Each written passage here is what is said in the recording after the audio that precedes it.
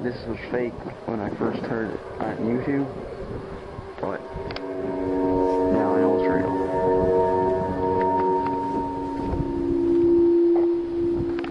Devastating.